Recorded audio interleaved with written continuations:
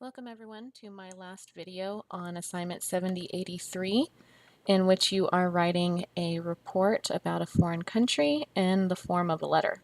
So as you can see, we're in the wiki assignment page for 7083. So this explains the assignment, and I'm scrolling down to task number 2. So what I'll be focusing on here is drafting your actual letter. So you should, by this point, have already written your audience analysis for task 1. You should have already done the research necessary to answer these questions for your report. And now, as a result of your notes, you are ready to synthesize those notes into a letter report. So I will be referencing this example here and using it. If you want more information on how to set up the format for a generic business letter, check out my video on creating a generic business letter. Okay, so we know from the assignment page and from this 7083 International page that this report in the form of a letter needs to answer these two questions. Okay, and so we have a bunch of raw information from our primary and secondary sources answering all these questions, and now we're ready to put them into paragraph form. So we wouldn't want to just list the answers and then leave it at that. We want to create an actual structure for our content because this is a report, even though it's written in the form of a letter. Okay, so here's our letter template here. And the first thing you want to do in your letter is to start with the purpose of the letter. So I've written a draft here. And it's okay to start off with something really simple like the phrase, the purpose of this letter is. It's just an easy cue to your reader what the content of the letter will be so that they know what's coming and whether they want to read it now or if it belongs in someone else's to-do box. Then you should include some context. So you might talk about here, the research that you did. You might talk about, how you went about this project. That would give some context. The last thing you should write in your opening is a thesis. So this would be the last sentence of your intro paragraph or your opening paragraph. And typically the thesis of a piece of writing is the overall claim. And so I would wait to actually write the thesis last after I've written the rest of the report so that I know what I'm introducing. So basically, the purpose of this report, as we know from the assignment pages, is that Dr. Erickson requested this report, so he is our client. And we know that Dr. Erickson is the director of the program for professional writing.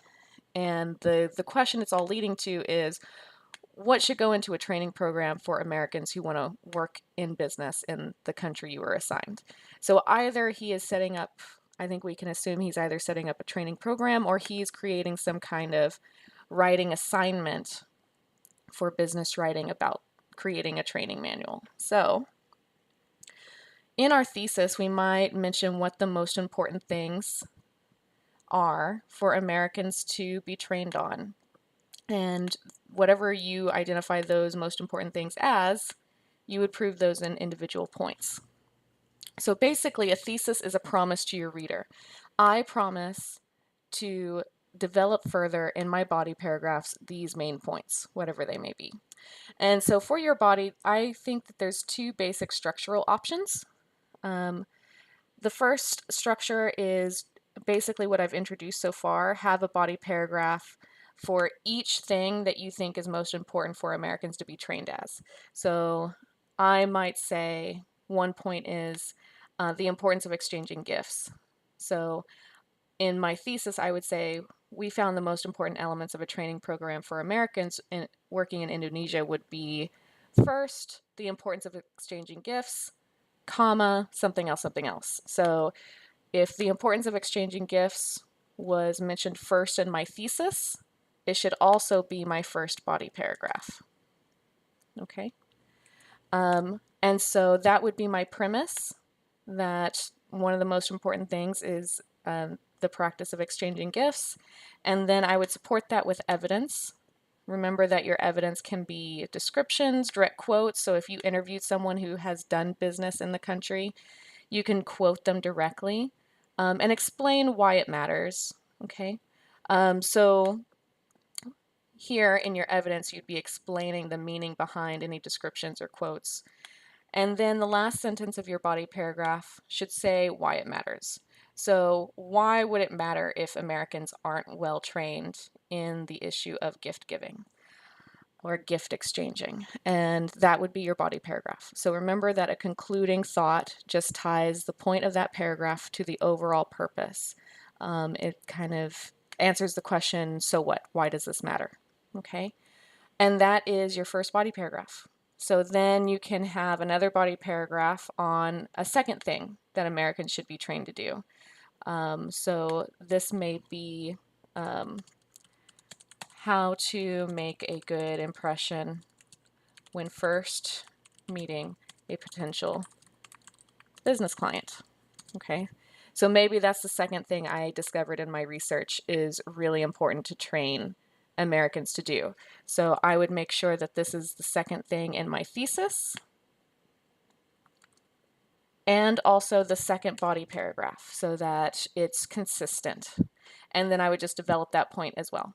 I wouldn't recommend going beyond 3 body paragraphs for this report. I think 2 or 3 will be sufficient. So that's structure 1. That's your first option. The second option would be like this here. Instead of saying paragraph by paragraph the thing that you think is most important, you can instead answer the questions from this page. So question number 1 would be your first body paragraph, and question number 2 would be your second body paragraph. And so to create your thesis, you would basically combine the premises for each of these 2 points into a single statement. Okay, so remember that a premise, so the first sentence of your paragraph, is simply an answer to a question. So if the first question is, how do you think their values influence the day-to-day conduct of this country's business people as they interact with one another? My answer would be Indonesian people value blank, and as a result, they describe behavior or describe how they function on a day-to-day level in business. So that would be my premise.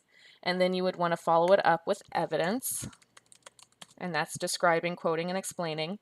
And you'd be drawing from your research that you did for your 13 questions. And then finally, the last sentence of this paragraph would be your conclusion. Again, answering the question, why does it matter? So basically, these 2 structures, both of them use the Peck order, premise, evidence, conclusion. It's just a matter of what you want your premise to be focused on. And then that affects, to a degree, what you want to put in your evidence. So that would be the first body paragraph. And then the second body paragraph would be this question. What do you suggest should be included in training Americans? And so again, you would simply answer this question in a premise, support it with evidence that you draw from your research up here. You can describe the evidence as well as quote, and then explain what is important about that evidence, and then draw that point to a conclusion. Basically answering, so what? Why does that matter for a training program? Why is that so important? So you put it into context for your reader, okay? So that's the most important parts. Then we come to our closing paragraph. So I do have another video on letter formats in general, which also talks about this, but just quickly, thank them for their time. That's a convention that's expected. Here's something that isn't in the generic video about just creating letters in general. Settle conflicts between points. So once you're done drafting your body paragraphs, you want to look at anything that might be in conflict with one another. For example, if my first paragraph is talking about the importance of gift giving or gift exchanging, that might be in conflict with either some country's laws or maybe a company's policy against accepting gifts of a certain amount. And so in my conclusion, I would want to talk about that conflict between the cultural expectation of exchanging gifts and the company policy against accepting gifts of a certain dollar amount, and how would that be handled. So bring up some conflicts, address them, and then close by offering a call to action and a means to contact you. So the most generic version of this is, should you have any questions, feel free to contact me at your email address or phone number. But don't put anything you're not willing to let them like actually use. So this is a convention, which means that people expect it. So at the very least, it should say this. But this call to action, should you have any questions, or contact me if you have questions, that's pretty boring call to action. And so sometimes you are simply delivering information, but in this case, you're delivering information because it was ordered by a client. So Bruce Erickson hired us to write this report, and that means he's done business with us. So as a business, we would want him to continue to do that. So instead of just simply asking him if he has questions, I might say something more specific that would bring him back to our business to order a new task from us. So I might say, for further collaboration on training materials, training or educational materials, feel free to contact me at. So I know from my research, my audience analysis on Bruce Erickson, that he is one of the main creators of the wiki, that he's the director of the program for professional writing, in which these business writing classes are taught. And his requests focuses on the training of Americans for business in other countries. So that gives me hints on what kind of use he might be putting this information. And I may want to, put the suggestion out there that he could hire us to help him with that. So I don't think that it's too far of a stretch to say, for further collaboration or to discuss the possibility of creating training and educational materials, feel free to contact me. So I'm interested to see what kind of call to action you can think of to put here, other than just, if you have more questions, contact me. Okay? And at the very least, you should then follow it up with a sincerely or respectfully, your full name. And it's optional, but I like to put the company name underneath me, so that it's just a reminder of what company I'm working for. Sometimes you might put your actual title, and if you're running out of room, you can also do that instead. But for this assignment, I would probably just do that.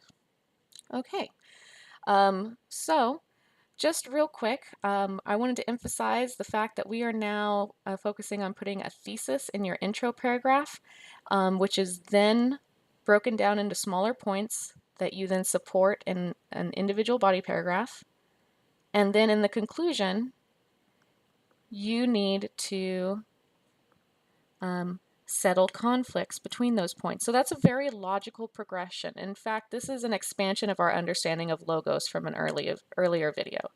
So from an earlier video, I talked about the logical progression of an individual paragraph, and that's our PEC order. So having a premise followed by sufficient evidence, leading to a logical conclusion, all of that being part of the same paragraph, that's a logical approach to our paragraph. And so logos is not just about having facts and figures. It is about a logical progression in a document. And so that means starting with a thesis, an overall claim, that introduces your main points or premises, and that those premises are then repeated at the beginning of paragraphs, and those premises are supported with sufficient evidence, all of which should draw your reader to a single conclusion, answering the question, so what? So if you've done your job right, you have emphasized your point up front, proven each point individually to the satisfaction of your reader, so that they have no logical choice but to accept your conclusion about why this matters. And that is a logical progression of an argument. So that's what I'll be looking for in this letter report, is your ability to introduce your thesis, break that down into smaller premises, support those premises with sufficient evidence, and then draw it to a conclusion answering the question, why is this important? Okay?